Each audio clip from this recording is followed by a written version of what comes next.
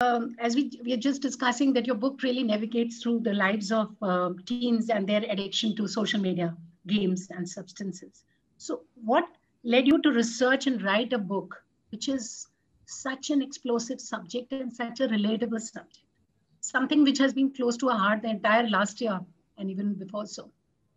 Yeah, yeah. I mean, I find that we really don't bring up issues that involve our children out into the open. Also, because as a society, we tend to dismiss it very easily. We don't. If there's body shaming, we'll say it's just a phase they're going through in school. If it's bullying, it's a phase they're going through in college. If there's anorexia, bulimia, mental health, we'll say, it's not tangible. Because it's not tangible, as a society we prefer not to take it seriously. And so my issue has been that over time, I've been seeing the increased dependence of very young children on gadgets. I've tried to see that 6-year-olds, 7-year-olds who've been gifted iPads, who've been gifted a smartphone or a television set in their own bedrooms at that young age. Where does it take these children? Where is it taking their parents who've gifted it as well? So I think I was trying to connect the dots, trying to see if these children then are what we see as headlines later. Unfortunately, I mean, are these children then part of the bigger problem, like the Mumbai WhatsApp case, or the Snapchat bullying case, or even the boys locker room, which was the last big incident? And secondly, Nita, also for the fact that, like I said, everything has changed. It's changed enormously. The playground for the children is very different today. And I think Right. as parents, as a society, more than parents, I think we need to take that into account. We need to listen to the fact that it's a different ball game for children. We can't simply dismiss it today as saying that bachon ko kya problem hai, they have no problem, these are all kids plays, they'll get over it, they'll solve it amongst themselves. Although I do think we should let children solve a lot of their issues. But I think my issue has also been that this was a space that was waiting to be explored. And I just felt like, why should it just remain a headline for like 24 hours or 48 hours? Sensationalism, 72 hours, and no one talks about the boys locker room. And yet these issues, they're underlying. When the boys locker room happened, and I spoke with so many children, they said, it's just one case you're referring to. There are so many that are going on endlessly and nobody speaks about them. So the attempt has been to bring it out into the open, to say that yes, we need to take a deep breath. We need to all pause as a society, as adults, and see really what's going on with our children today. Plenty is. So, do you think this has stemmed from being exposed to the internet without restrictions from an early age, or just the generation gap? Or where do you think it has stemmed from? I think the exposure is enormous, Nita. I'm not going to deny that. I think the kind of exposure that we have, which is why I find it ridiculous when people, say, oh, these books don't only happen in the West and this is all Western phenomena. And I'm just looking and saying, are you for real? I'm sure your child is streaming the same shows on Netflix and on Amazon Prime or wherever, on Hotstar. That a counterpart is doing it in Europe and the US. In fact, I say to the contrary today. When we talk about the Western phenomena, what I see actually happening in the West and in Europe, countries like Ireland, Nika, is there's a reverse trend. With people working in Silicon Valley and everything, smarter than us, right? They've known that we've got played, and so they are making sure that their children stay away from everything. And I remember when I was writing this book, and outside the gymnastics class, I met this gentleman, American gentleman, and he showed me his Nokia phone, and he said, "This is it. It's a 60 quid Nokia phone. This is all the gadget that we have in my house, and my children have no access to anything. They will not have access to anything." And I find the same going on in many European countries, where they're trying to go back to basics, and they say that, okay, so we want to keep track of our children. Fine, keep track. Let's give them a phone. We don't have to give them a smartphone. And I say the same. Okay, once things open up, and I understand, in some places, kids are going from one class to another after school, and you want to keep track of them, keep track of them. But we don't have to give them a smartphone that has YouTube or games, accessibility.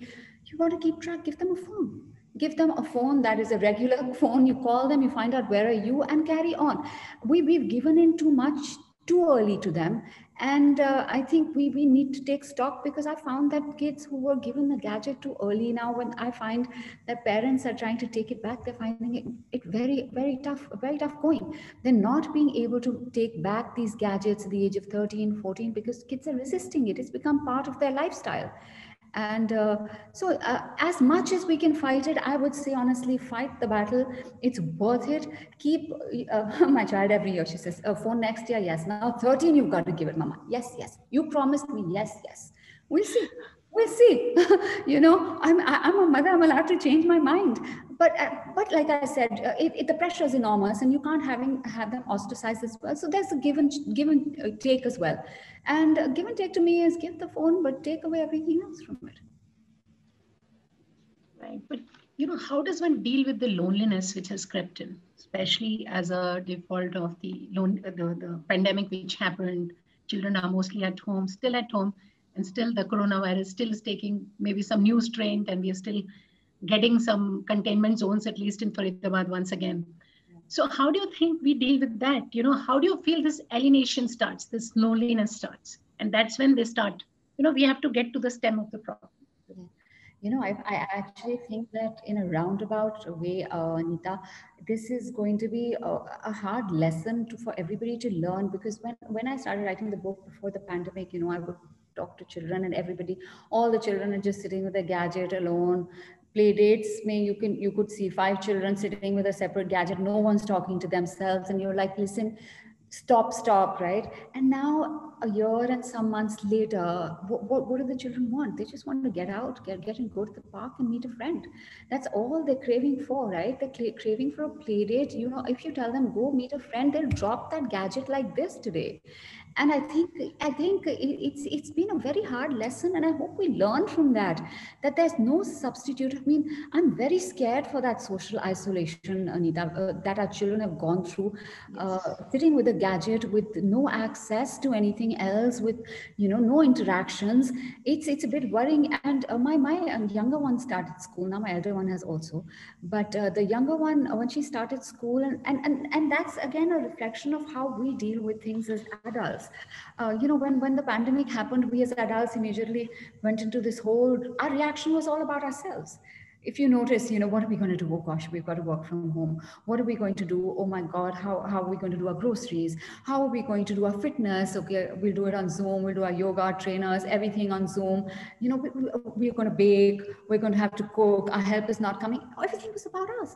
It was not about the children. We just said, okay, they've got the gadget in their hand and they're sorted. They're not sorted. They've been a mess. My daughter, my 8-year-old, the first day she went to school and she came back and I said, how was your day? And she said, Mama, I had a wonderful day. I thought I was going to be in an actual bubble when you told me I'm in a bubble. And that was my bad. Again, I realized we're only talking to ourselves. We ignored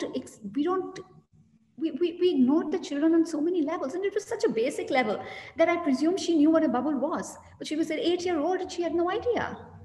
So, I hope that this teaches us as parents, the pandemic teaches us as parents and children, that there is really absolutely no substitute for physical, personal relationships, for, face-to-face communications and meetings. And hopefully, things begin to ease out now with the vaccine rollout. And there's nothing, I do take my children out, screaming, crying, but it's become a habit for them not to move, Neeta. They don't move from the house anymore. To tell them to get out and get half an hour of, fresh air, it's hard because they're just stuck now. It's very tough. It's very tough. So we've gotten pushed back, A, with the gadgets, B, with their social isolation. It's going to be a hard task, but I think it has to be done very fast and, at all levels. So, I would like to begin my question with the fact that teenage is often considered to be that period of unpredictabilities and with a plethora of unraveled problems. And we all know that the concept of moral facts existing force on an individual's pattern of behavior. So it's just the fact that children are more prone to get themselves associated with this negative connotation of teenage and problems. So in such a case, the child often gets misled because of peers and hyped social influencers. And in such a scenario, there is often that communication gap, so which is felt between the parents and the children. So how do we reduce that gap? and who has to take that onus of filling that communication gap, seeing that teens do not seem to open up with their parents much? Oh my God, Yuvraj, this is a question that I've dealt with since this book has come out from a lot of children who've asked me this, that how it's all about the communication, right? I understand that, and a lot of children who've been saying that they don't know how to get through to their parents. And some, who've tried to tell their parents that these things exist. And I've tried to also understand that. And to the children, I often say that, if you feel that you can't get through to your parents for whatever reason, find another adult that you can speak with, whether it is your friend's parents or it is a teacher in school, but you need to find any adult that you can get hold of, who you can sit down with, who you're comfortable with, and who you can speak with. I think it's absolutely essential. I think for parents, it really would be helpful for them to understand that just because things didn't happen in our times doesn't mean things don't exist. That times have changed. And well, I'm not plugging my book, Yuvraj, but I normally say that this book it's like a bridge between parents and children and their children. And if you actually, some children have gifted it to their uncles and their parents, saying that, we're just giving it anonymously, and we're hoping that they'll understand that these issues happen. Because I think for parents, it's very important to understand that we can't just say drugs nahi ho rahe or bullying nahi ho rahi. Everything is happening today, and the peer pressure, Yuvraj, I understand. I think it's enormous. It's enormous. It's at some level, I'd say that hats off to your generation for multitasking the way you all multitask, handling so many things from different quarters. But don't be stubborn and don't be aggressive, because you're also turning out to be a very aggressive generation. And I think that is coming out from social media. I don't know. I mean, that's something that a lot of children are learning. So keep your calm. And I say that for both parents and children, it has to be a step each. I can't say that it has to be just by the children or just by the parents, but I think everybody has to keep trying. But I understand if children say that, they're not getting through to the parents, then I would say that if you can't get through to your own parent, find a friend's parent, but get through to some adult to get clarity, to understand what is going on. I hope that helps. Yes, ma'am. It definitely helps. Thanks, ma'am. About whatever you have written in your book about shaming and the addiction and all that, obviously this generation is facing it a lot. But did you in your times witness it in person? Like, did you know some people who were addicted to such things, or who were subjected to such shaming and gaming and all that? Because I don't really have anyone to ask of that generation. I mean, I cannot really go up to my parents and ask. It's just awkward. But I just wanted to know that did you see anything like that in your times? I was very thin all my life. So I've grown up hearing Sukri, Patli, all the words that go with, and it's not funny. It's not funny. People think conventionally shaming is only to those who are overweight, but it gets tiring and gets frustrating. And I see this with my elder daughter. She's also very thin, and every time somebody turns around and says that, "Oh, khana nahi milta," and I can see her just holding on. And I've heard this all my life. Does your mother not feed you? Do you not get food in your house? And what was easier for us was that we were not on social media, and we didn't, and that changes a lot in your generation. So even if we faced, gaming was not as bad as things are again today, for the simple reason we didn't have the kind of exposure or the kind of access that your generation has. So even if we were bullied or we were shamed, it stopped once school got over, we went home. It didn't carry on 24/7 the way it is on social media today. Anybody can be bullied, anybody can be photoshopped, anything can happen, right?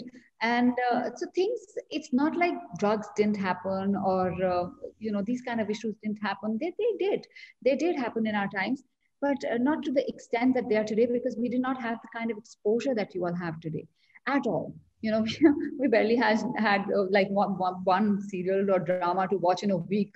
And we didn't have the kind of exposure, but and that in some ways made it tougher, because we also didn't know who to speak with. I mean, how much, people who were getting bullied didn't also know how to go, because in our time, the resistance to bullying and body shaming was even more than it is today. you know, at least now with the kind of exposure, people know body shaming is happening in schools, there's bullying in college, and it's illegal in institutions. But in our times, all this was okay. But again, we were not under the spotlight of social media. We did not have an Instagram or, you know, a Snapchat where we were always, you know, visible. We were not visible. So it was okay to, you know, just melt away somewhere in the background. So I think it's harder in your generation. It is. Thank you, ma'am.